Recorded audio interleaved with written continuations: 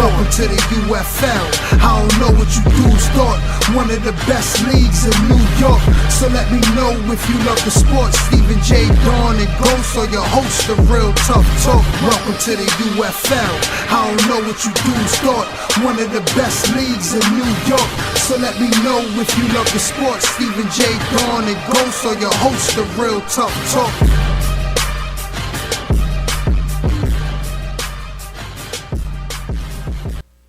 What's going on? What's going on, guys? Welcome to week 1 in UFL. This is Real Tough Talk. Stephen J. Ghost back on the scene for another great UFL season. Well, obviously, people have been seeing us, in other leagues, mainly the BQFL, doing their fall season. But one thing I got to say, nothing against the BQFL, but there's nothing like coming back home to the UFL where everything all started and where Real Tough Talk was created.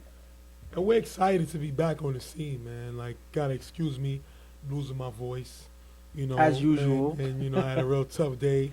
It's Sunday, BQFL, wilding, but I had a good time reffing. But it's good to be back home doing the UFL games. Now, the first thing before we get into these great games, I want to ask you, and my wife brought this up to me. Why do we call it the chip? If it's championship, yeah. Why do we all call it the chip? It's hard to say. It's just the way it rolls. It rolls off when you say it. Like right. It's hood. So not everybody always. It's speaks. hood, huh? Hood. Yeah, it's hood. Like the way people speak. It's just something that just people say in the hood. Even as high as professional ball, or whatever. They call it the chip, Right. So I'm like, when you come from the hood and you play these games, that's what it's called. That's what you know it as. Even though we know it's not politically correct, it's not the English way, the proper English way to say it, but it is what it is. It's the chip. I went back and forth with her because she was like, "Oh, it don't make no sense." I was like, "Nah, that's what they call it. It's called a chip. Championship. You know what I mean?" And then she put the spelling. She said, "Well, spell it." Yeah. And then there's no C there. Yeah. It's shit. So again, people say it improperly, but there's a lot of things people say improperly, but you already know what they're saying. Obviously, if you're going to be in a professional setting, you're going to say it properly. But, not everybody's in that professional setting. They are playing, recreational ball or whatever. So the championship is actually the chip. Most people pronounce it wrong, and that's why they say, like you just said, championship. It's not championship. No, it's ship. It's championship. But you don't want to say, "Yo, I'm going to the ship." And people are like, "What boat?" Like, yeah. what are you talking about? Pretty much. That's a good excuse to make up. I don't think that's the reason, but that's a good analogy to use when you're talking about how people pronounce it. I just wanted to get that off my chest because she asked me, went back and forth, and she was right, as always. But why do we do that? I don't know. We're going to talk about first games coming up, Wildcats and CMM. 2 brand new teams in the UFL. A few of the guys on CMM used to play with the Black Stallions. They got, different core guys now. I think this team, I wouldn't say they're elite, but they got something to build off, and the main thing is a quarterback. Yeah, and because they have, a quarterback, this is the TFL is a passing football league, so regardless of where you're going to go, you have to have a solid quarterback, moving the ball down the field. If you don't have that, you pretty much don't necessarily have a team. So when a quarterback is good framework to start off on, and then everything else should be built around that. So if they have that, it's a start. And Wildcats, they got a decent quarterback, Chris. I think he made some mistakes today, but he's definitely able to, move the ball around. He can throw. Yeah. But a lot of these guys got to learn the difference between being a quarterback and being a thrower. It's 2 different things. A thrower is a guy who can throw the ball around the field. He can throw. A quarterback gets the job done. He can put the ball anywhere he needs to put points up. But not to give anybody an excuse for today, it wasn't only this game, but today was a windy. These games it was in a windy atmosphere. It was windy that day. Everybody was playing or whatever, but it was very windy. So every quarterback is going to have problems throwing against the wind. It is something that happened throughout the day. So these quarterbacks are no exception. Not to say that it's an excuse, but that's a factor. Well, we're going to jump right into the game. Wildcats are going to get the ball, and we're going to take it from there. We're going to go with Wildcats on 4th round, trying to get the first down. Chris is going to try to go downfield, but can I get the first turnover on downs, giving it back to CMM? You got to be able to pick up a first down here. You got to take advantage of the ability to get a first down, keep the chains moving. They don't hand, they turn over the ball. Well, for some teams, it's not going to always click right away, but for them, they have an opportunity. One thing you got to do is get the first down. It's a big field. They don't take the opportunity here. They struggle, and that is why they turn over the ball. Now we're going to go back to CMM. Now, these teams ain't doing a lot. We're not going to show every play. You know, a lot of it was running, you know, not really passing because of the wind, but right now you're going to have CMM on 4th and long. Jesus on 4 rush, takes off for a big game, but can't get in the end zone. Turnover on downs, giving it back to Wildcats. Now, good part, Jesus showed his ability to run the ball. Bad part is they want him to run. It's 4th and long. They just don't want a touchdown. And CMM turns the ball over. Why not just punt then? I mean, obviously, they figured that they could have made something happen. I don't know what they were thinking, but at the end of the day, they figured that they could pin them as far as they could. It's easier than just throwing it out of bounds. You run the ball, you know, run the clock or whatever. Maybe that gives you an advantage later, but they pinned them in the end, even though they turn over the ball. Second down after Chris with a short pass the first play. Chris then throws the receiver in the middle. It's going to be picked off by Hansel, giving the ball back to CMM, and Chris didn't see Hansel in the middle.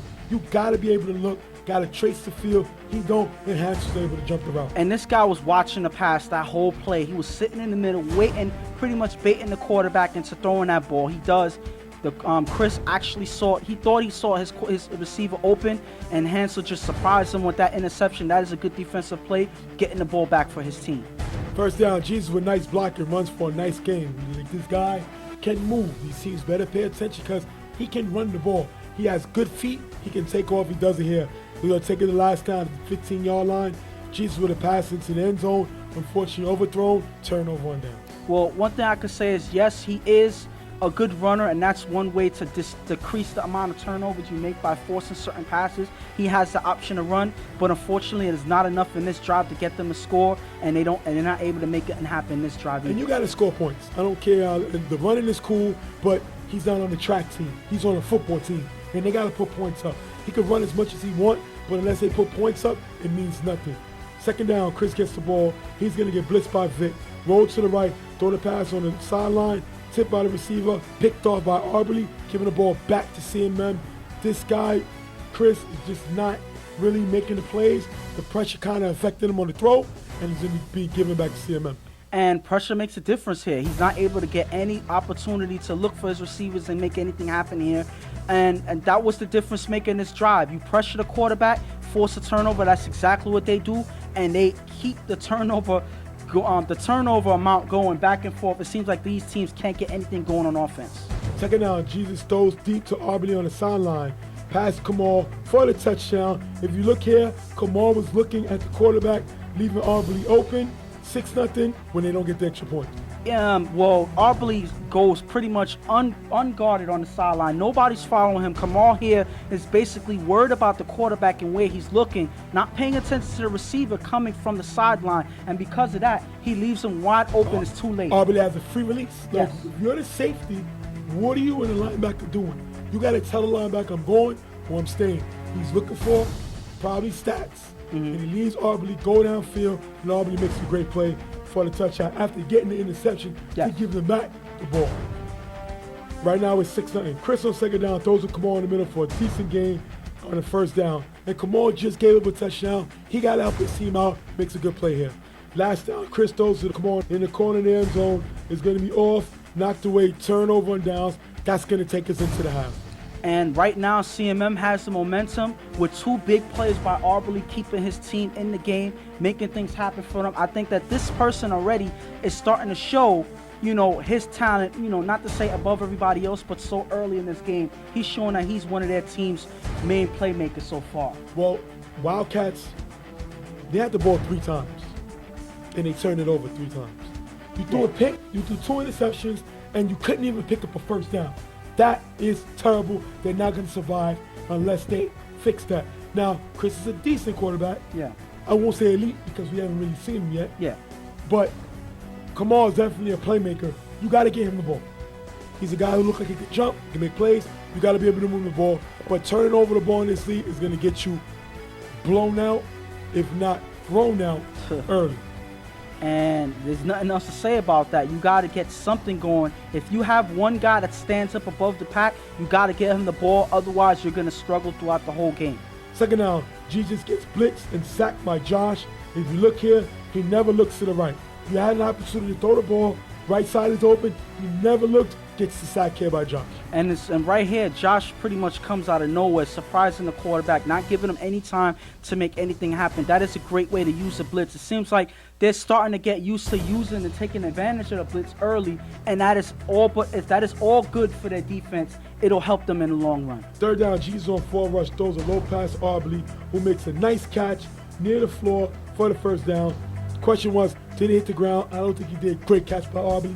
He's showing he can be a playmaker. Played with Maniacs last season. He's back here this season with this team, and he's making plays. And if you look closely at this play, and obviously if it's a close play, then it could have gone either way. You look here, it looks like here he gets his left arm, his left hand underneath the ball as it drops. So because the hand is underneath the ball, then it never touches the ground, and right. that's what means that means complete catch. And that means that he made that catch. That's a great one by Arbery. Third down, Jesus on 4 rush, throws it up in the middle. It's going to be picked off by Kamal, giving the ball back to Wildcats. And if you look at Jesus going deep after getting the first down, what is the point of that? You got to be able to move the ball. It's called chopping the field up. But I guess he didn't get the memo, which is why Kamal got this ball.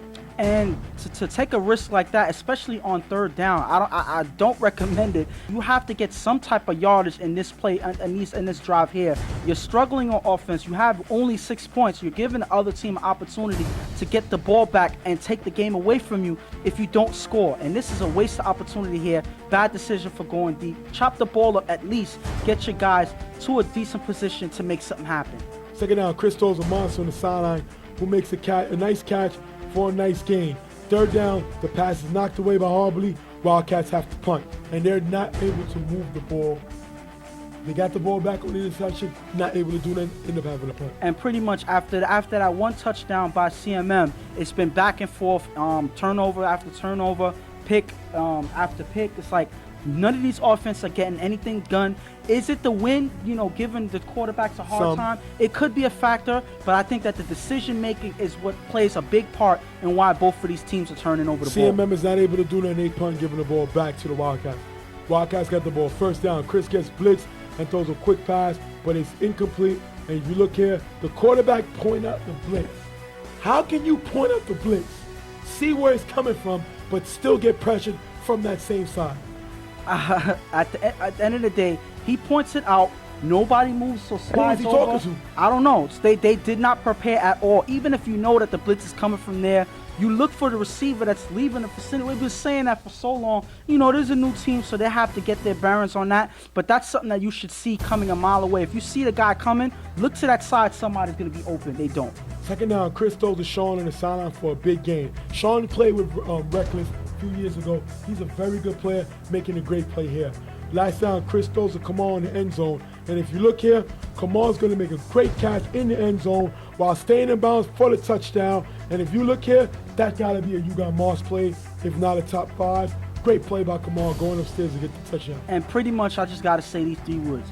This guy, to the defender that's defending him here, or any of these guys in the vicinity, you got Moss. That's pretty much what happened. He jumps pretty much over everybody. Nobody actually puts a hand on him to try to knock him away. I see one defender try to push him, but he doesn't get that much contact in to force him out of bounds or anything. This was practically an easy catch for Kamal. And that's the way you frame it up there. Great play by him. But then the problem with that is, right now it's 6-6. They're going to come back to Kamal. He's going to drop the ball. That got to be a terrible play by him. He drops his pass right to him. We could have put him about 1. And the funny thing is, a lot of guys have been talking about, even though we have a top 5, we got to point out some not top 5 plays. And I got to be a nominee. It's definitely a nominee for not top 5. Come on, man. After making a great catch here, you drop a routine play that will put your team in a lead. Oh my goodness, definitely a not top 5 play. Right now we got a 6-6 side. Third down, Jesus throws deep to JV. JV makes a catch in the end zone, but does not get both feet in bounds. Now this is a play that was, they went crazy about it. If you look here, he's gonna go up, make the catch. As he's coming down, you see 1 foot tap. The second foot lands on the defender's foot, but it's not touching the ground. So that's not getting his foot down. And then he gets knocked out of bounds. What do you think of the call? I think the call was spot on when you look at it. If you zoom in, you see his foot come down, but it doesn't necessarily come down on the ground. It touches the defender's foot, never fully comes down, and by that time, he's already falling out of bounds. So he never gets his feet down. That just does not count as a complete play. So they rule it out of bounds. And the thing about it is, the refs get killed. This is one of the hardest calls to see. And the ref got that call right. If you look, both feet are not down if your foot is on the other defender's foot. That's like you could have your foot on his back, or on his hand, or on his neck. You got to get both feet down, and that was a great call by that ref. He's a great ref. You got to admit it. Let me guess. Who is that ref? That was me. That was my call. Yes. Wow. Okay. That's a great call. All right, listen, can we move on? You made an okay call. Okay. You always make good calls, and I have people on my side that's gonna agree with me. You made one okay. We'll let it slide for now. But when you make a mistake, trust me, we're gonna blow it up. So there you go. 4th down, Jesus throws it up. It's picked off by Monster, taking us into overtime, 6-6 tie. And this is just a showing of both teams not getting anything happen. Their offenses are both struggling, and it came up to 2 big plays throughout this whole game that got both teams at least 6 points. Other than that, nothing else really happened. So hopefully in overtime, one of these teams is going to get something going. They're going to have to if they don't want to end this game in a tie. 4th down, CMM with the ball at the 20-yard line. Jesus tosses it up. It's going to be tipped and caught by Aubrey in the back of the end zone for the touchdown. Aubrey with the great catch on the tip drill. Victor's going to come right here with the extra point. 13-6, CMM. And the crazy thing about this is I got to call deja vu on this one because, yes, it was a tip pass, but the person coming down with the ball, I think we've seen this before. We've read this story before. Last season, when Aubrey makes an overtime touchdown catch against Riot Squad to win the game. Yeah. Yes, a great defense, and he ends up coming down with the ball and keeping his feet in bounds, keeping his body in bounds. What a great play. This man is a playmaker regardless of what team he plays for. And right now, this is another play that he makes to get his team a lead in overtime. 4th down, Wildcats move the ball. They have 4th down at the 5-yard line. Chris throws a pass in the corner of the end zone. It's tipped by Aubrey, caught by Mike for the touchdown. Another tip drill. Great play. They're right back into this game, 13-12. And this has to be the game of the fluke at this point because it seems like for 3 out of the two plays in overtime, both are tip drill plays that could have went either way. I would say luck plays a part in both of these touchdowns here.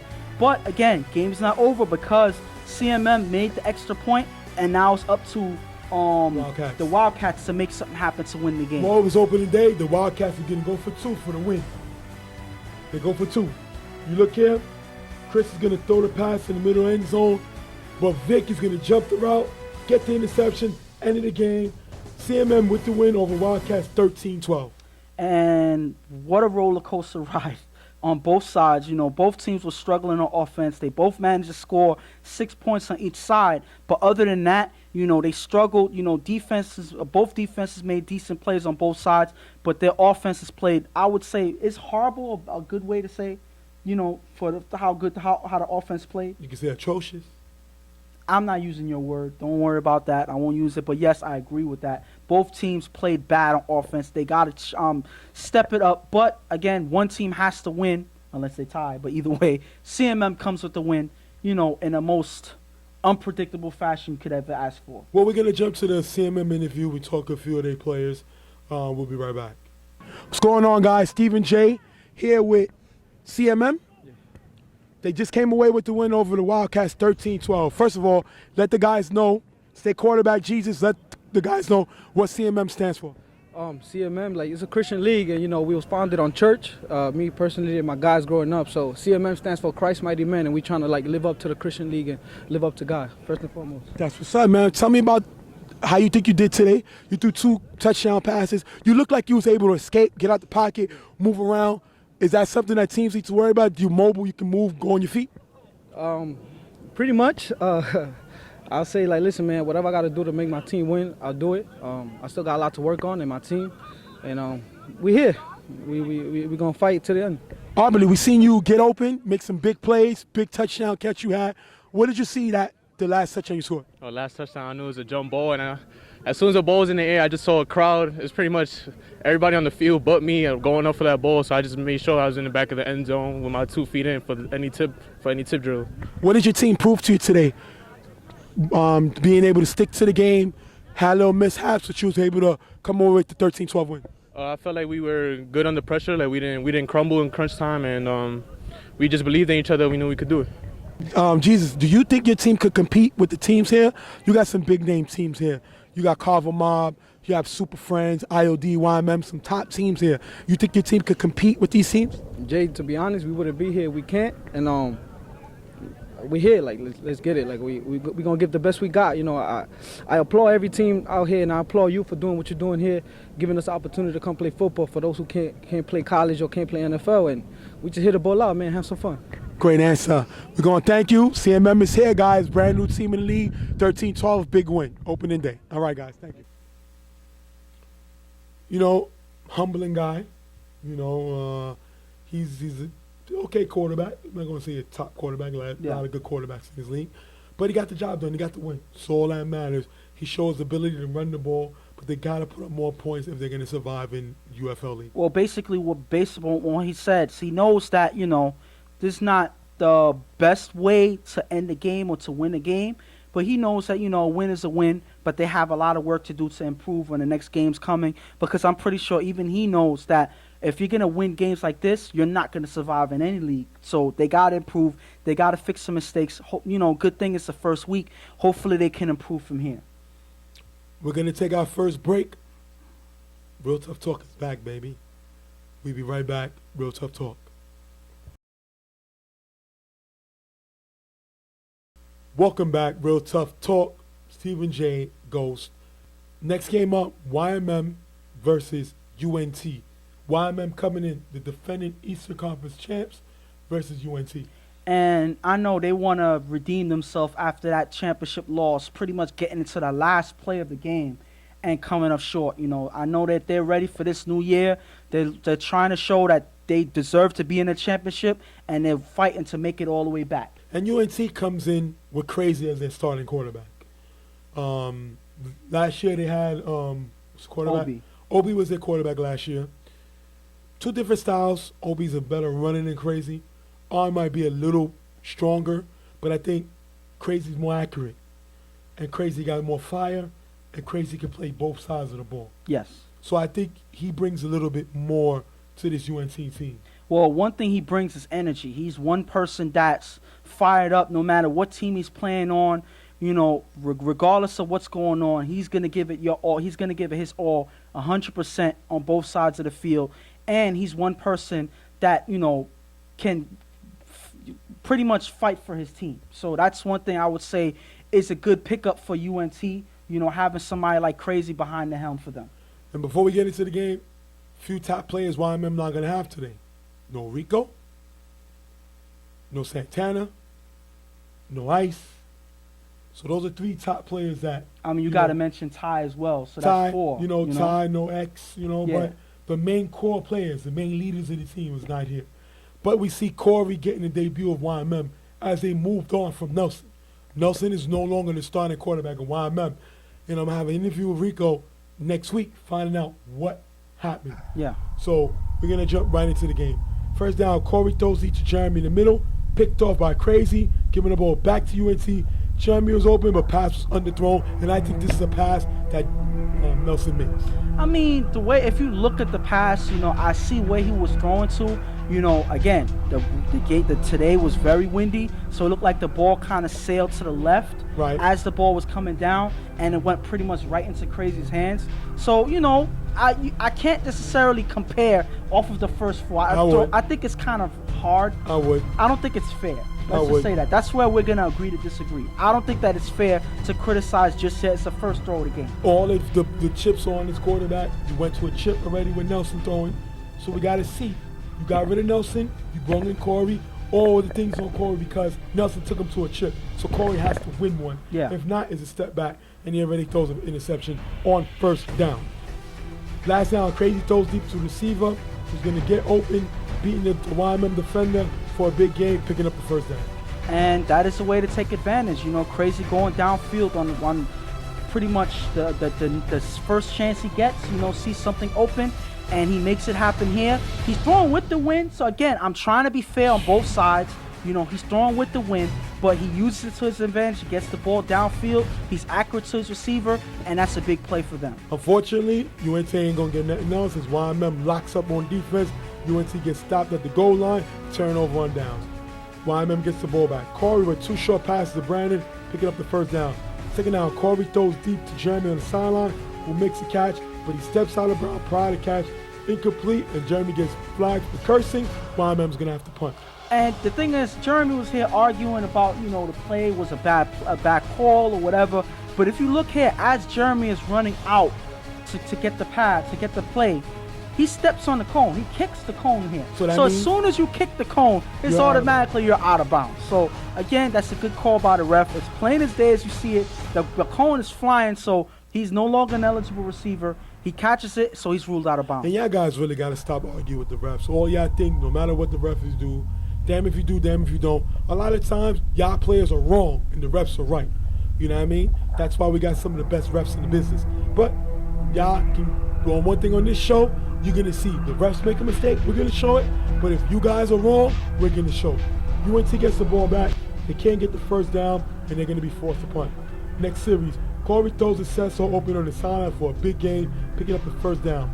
Third down, Corey finds Nate in the front of the end zone for the touchdown, putting them up 6-zip. Cecil with the 2-point conversion, 8-zip, YMM.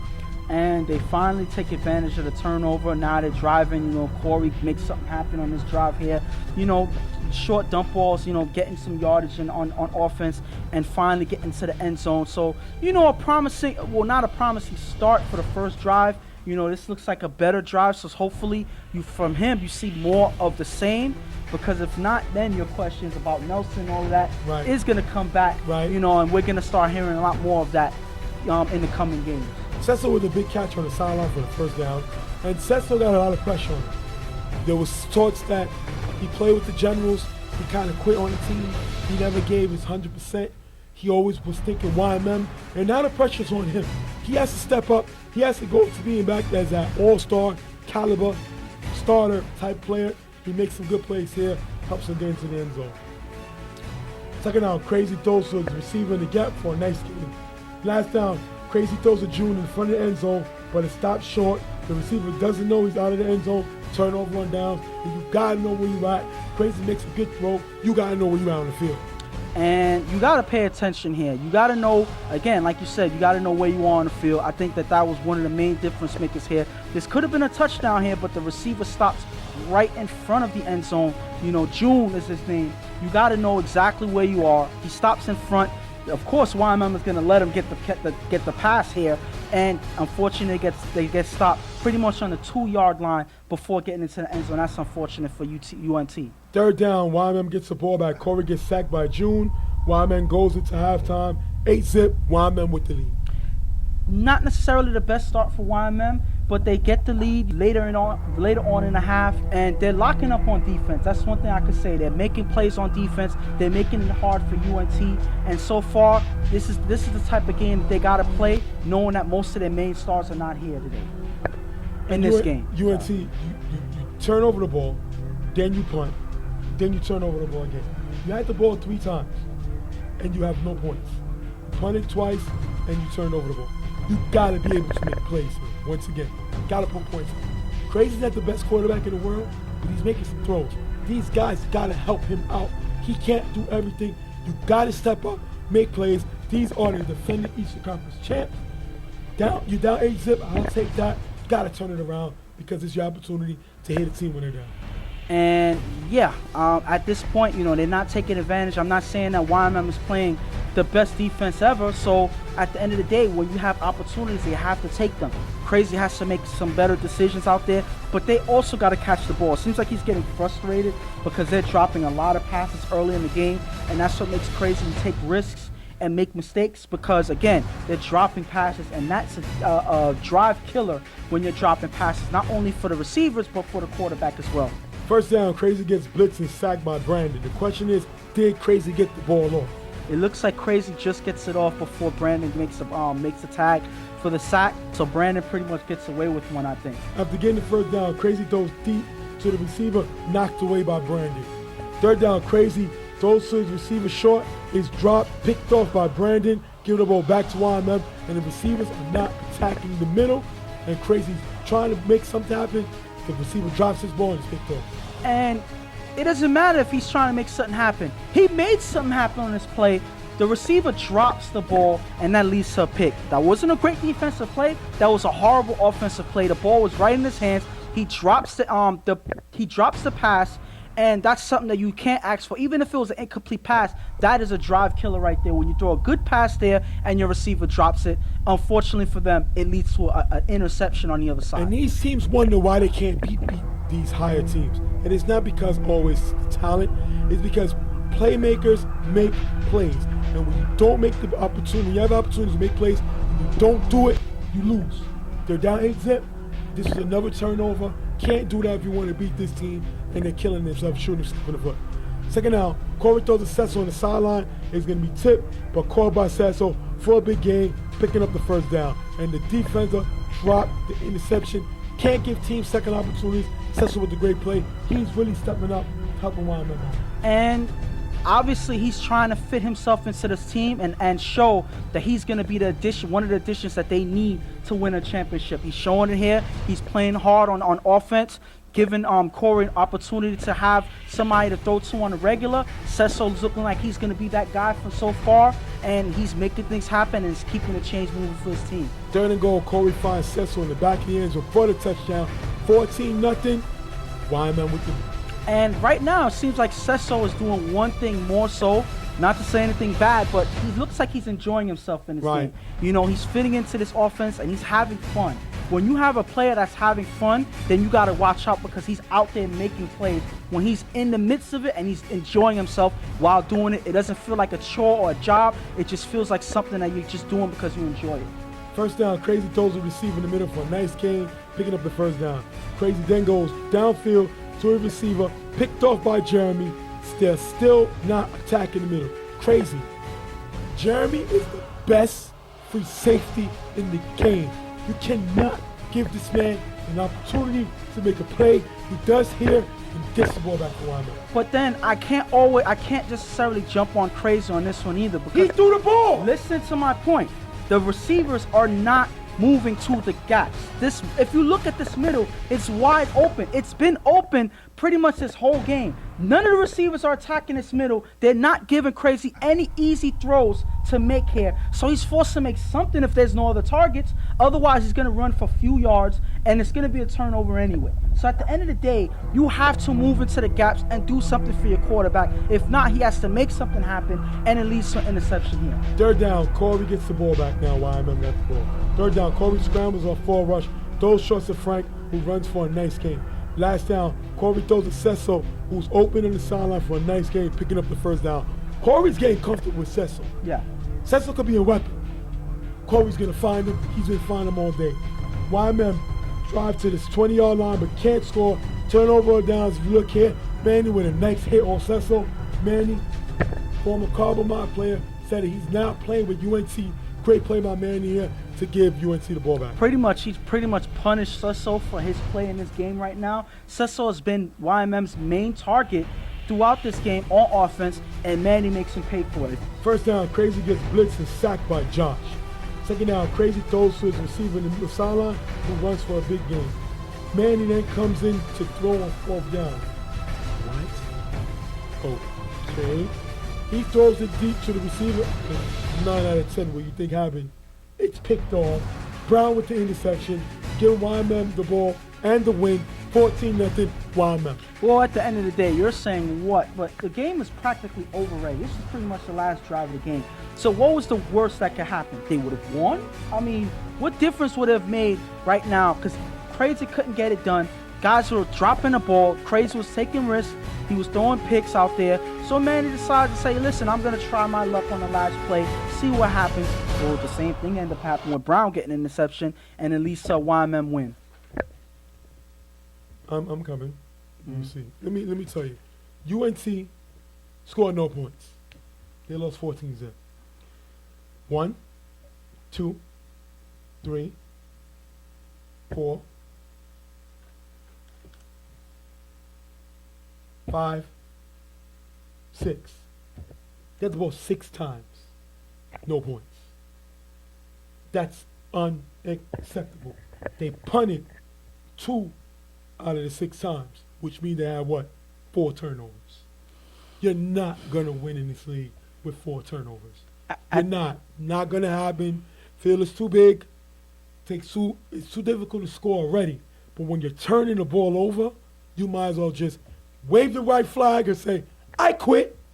Listen, but I'm going to say this. You cannot have any offensive game plan when your receivers are dropping the ball. You cannot move the ball when your receivers are dropping it. I don't care what quarterback you have. If you have Chuck or if you have Crazy, doesn't matter what quarterback you have. Not saying that anybody's bad or anything like that. My point is, I'm saying it doesn't matter if you have the best quarterback out there. If you're dropping passes, you cannot win games. And that's the reason why I say UNT came up with the loss in this game, because they dropped passes throughout the game. UNT got a decent quarterback. You know, Crazy's a decent quarterback. Is he the guy that can win you a championship? That remains to be seen. He does have a chip thrown, yes, but it's not in the UFL. Is he a guy that can win you a chip? We got to see what happens. He can make some plays.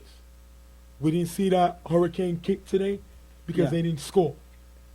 Got to put up points. Well, guys got to want the ball and got to make plays when they get it. Can't turn over the ball against this team, or they're going to kill you like they did today. Corey threw the ball. I'm not impressed. Didn't really see much. Seen the receivers. Seen them beat a pretty bad team. I'm not impressed. They was missing their playmakers, but I didn't see Corey do anything to make me say, wow. That's just me. Well, you know, one of the things that was said, you know, on their side. And the win was terrible.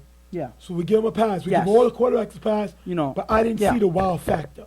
But like I said, there was certain things that was said from YMM's side that Corey is not necessarily used to you taking advantage of the first down. Played in City Island, all of this, and the field is big, and he's used to just taking big chunks down the field rather than just chopping the field up. So not to say that that's a proper excuse. I could understand what you're saying. Not to say that that's a factor yet, but we have yet to see if Corey's going to be that main guy so far. I don't want to judge on the first game, but hopefully he shows more than what he showed in this game. UNC got to get better. I mean, 14-0, you'll take that loss. These are the defending Eastern Conference champs. But they were missing 2 big all-stars and a good player in Ice. It's only going to get harder. So you got to be able to battle the teams you play, and UNC didn't come correct. Now, long season, 9 more games. Yes. So they'll be fine. Every team makes the playoffs. But you got to find somebody who's going to catch the football. We're going to take our next break. We'll be right back. Real Tough Talk.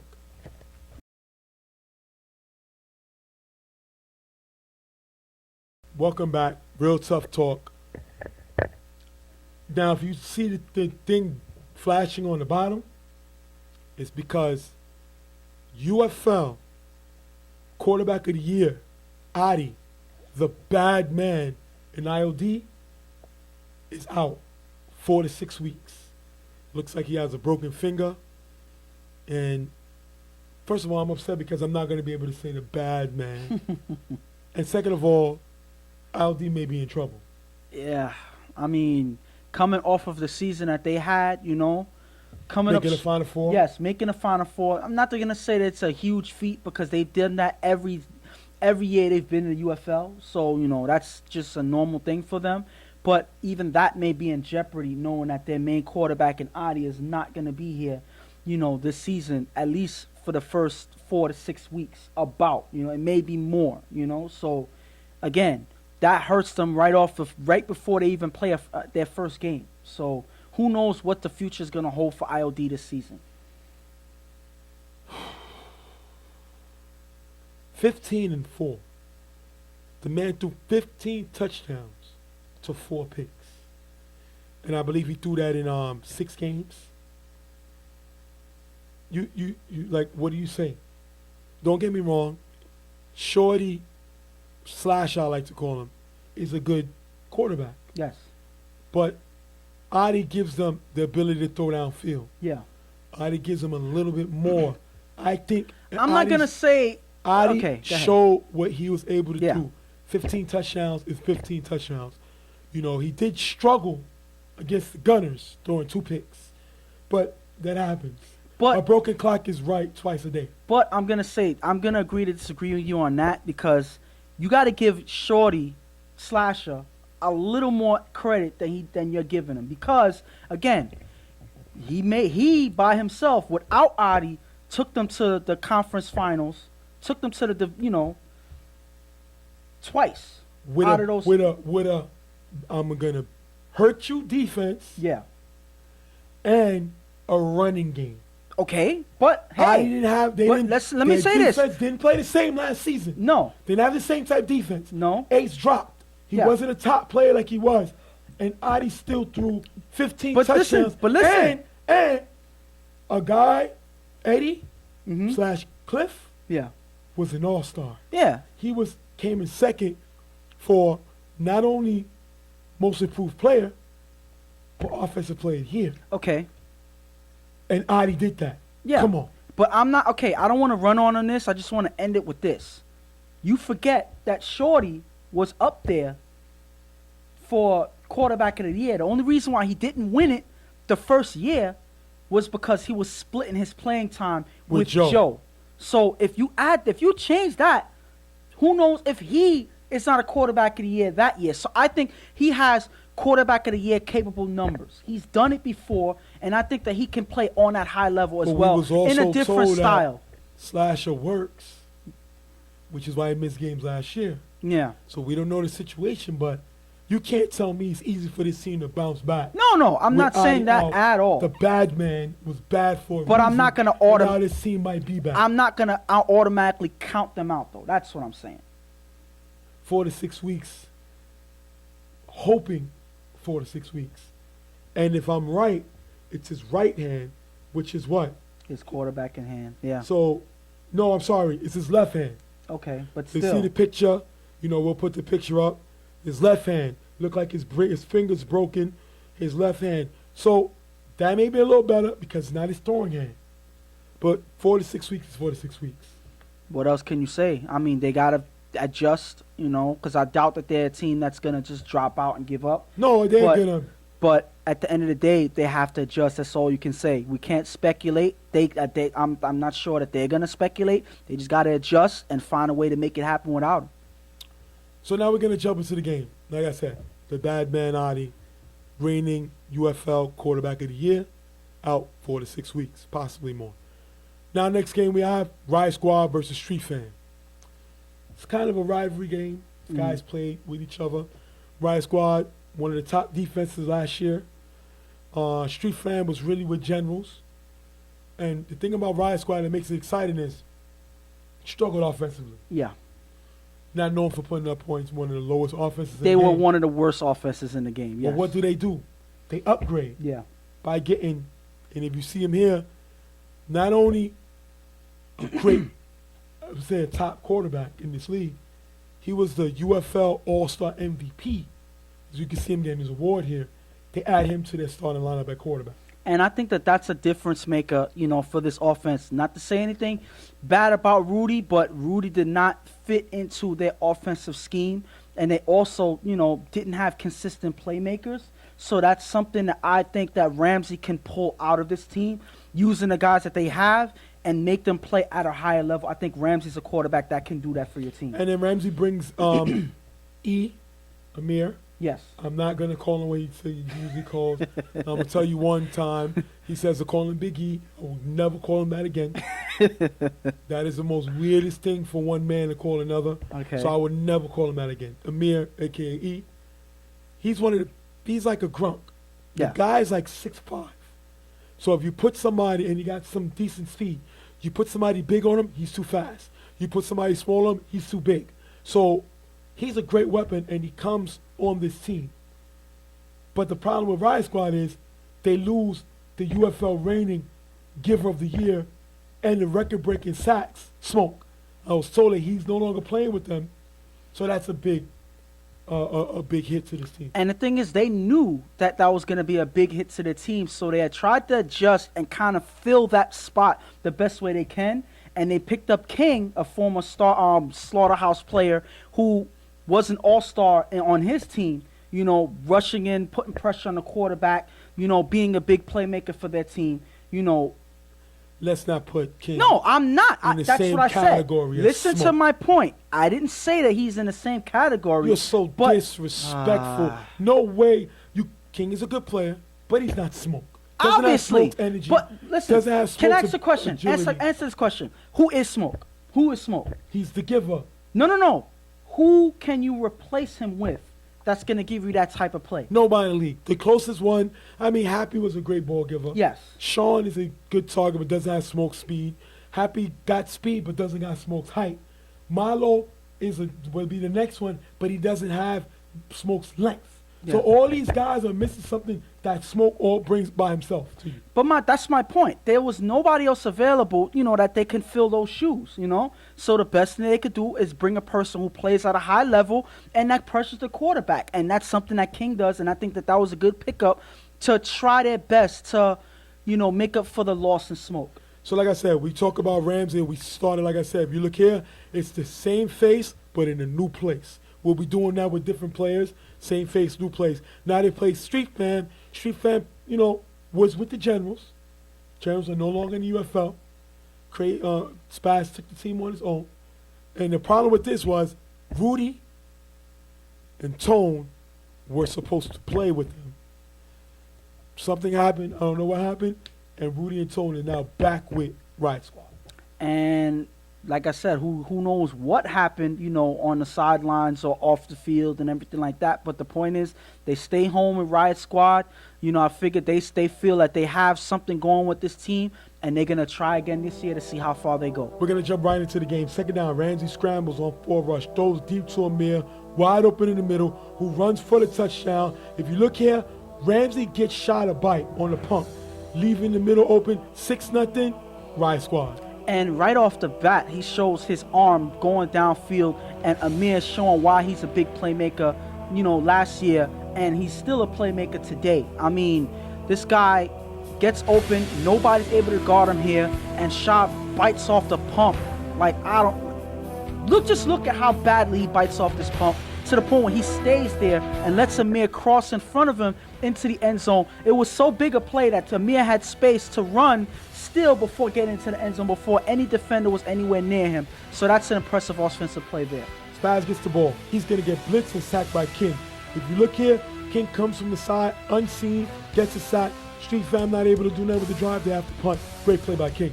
And right off the bat, you know, he finds a way to pressure the quarterback, not only as the ball giver, but coming from the sideline, you know, lining up as a quarterback position or anywhere near that area.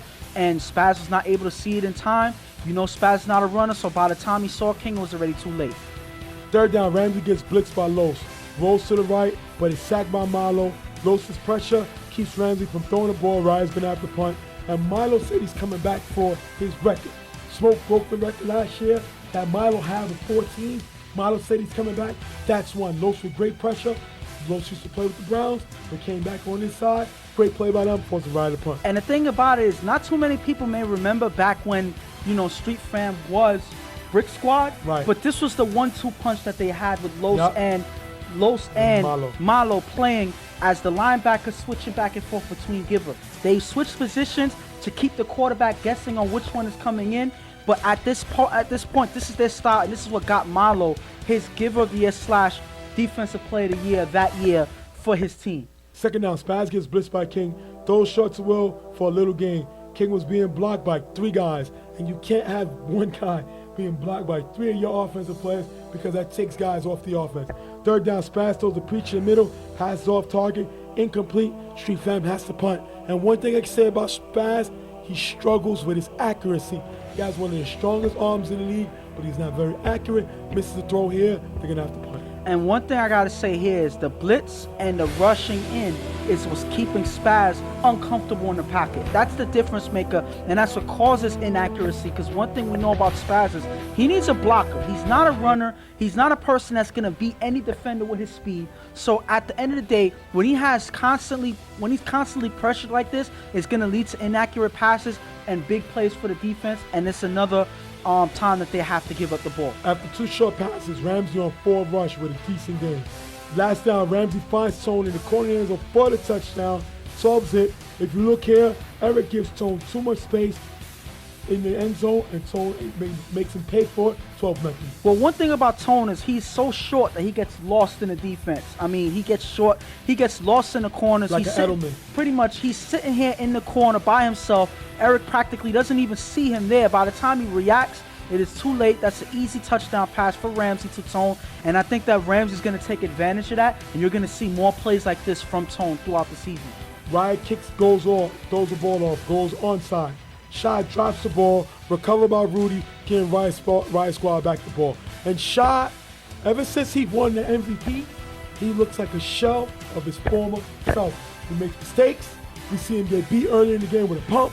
He is not the player that we thought he was going to be. We thought he was going to be a guy that takes his talents to the next level, and he seems like he hit his ceiling. What you see is what you get, and I think that MVP was a one-hit wonder. And the thing about it is, I think that I think that he still has the talent to make it happen? Maybe.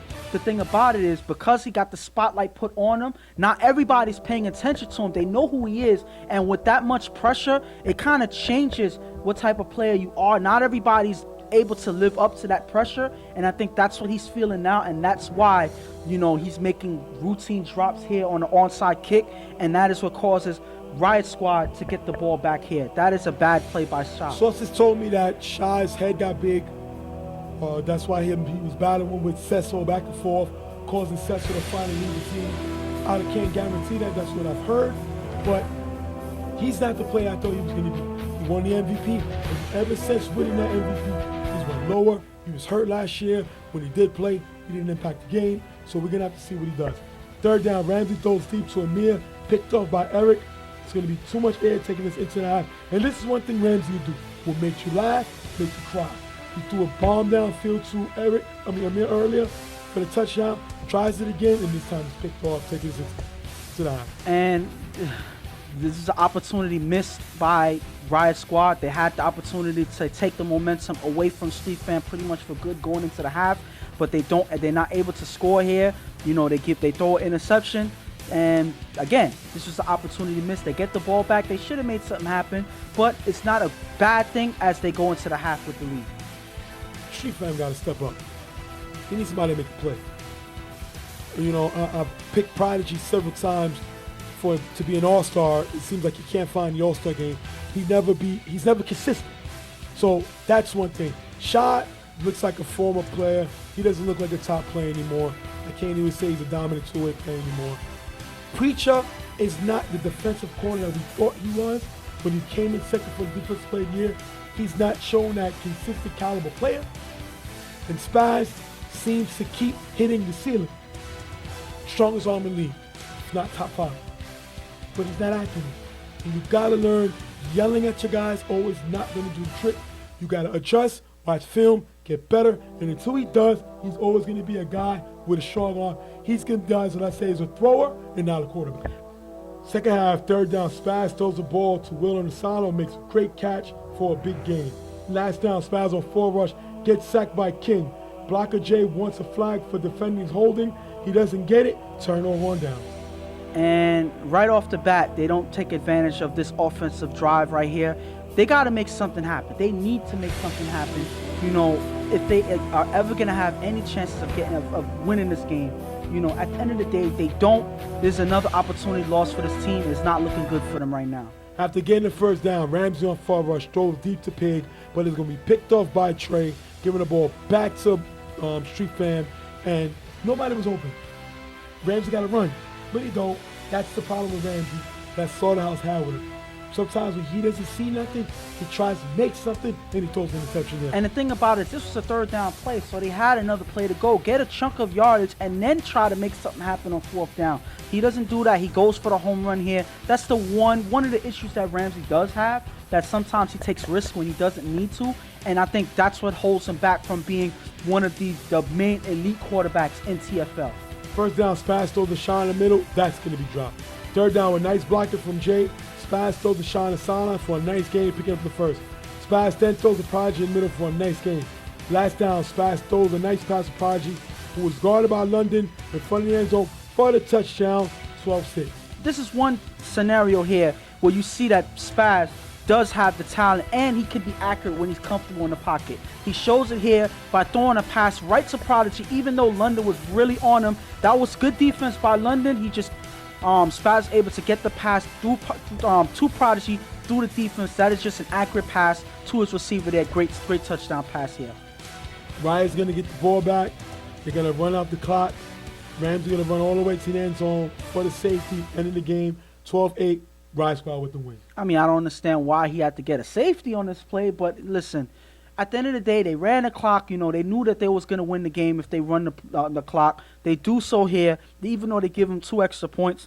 But it's a 12-8 win for the Riot Squad. They pretty much did what they were supposed to do, lock up on defense for most of the game. And, you know, their offense take the opportunities they're supposed to get. They could have done a little bit more, but I think Riot Squad got the point across that they were here to win this game. Chief fam, first of all, I love their core. They stick together. So as they have a us against the world scenario. And I love that about them. Spaz has to become a better quarterback. He's definitely a thrower, but he has to be a quarterback. He has an opportunity, and the problem with him is he always heats up late in the game. But you can't wait that long to heat up. We see him get accurate, we see him score, but it was late in the game. He has to turn that on earlier. But I'm going to say this. One thing that we noticed, and I've been saying it throughout the game, is he is not a quarterback that's good under pressure. When he's pressured constantly, that is when he makes mistakes. He is not a runner. Like I said, he's not going to separate himself from the defense. He's not a rollout quarterback. He is a person that sits in the pocket, and when he's comfortable, that is when he plays his best. If he's not comfortable, that is when he plays his worst. And it is what it is. If you're the offensive guys, you got to have somebody at least stay here and make sure he's comfortable in the pocket. Otherwise, he's not going to get anything going regardless of who they're playing against. And we're going to take our next break. Real tough talk. We'll be right back.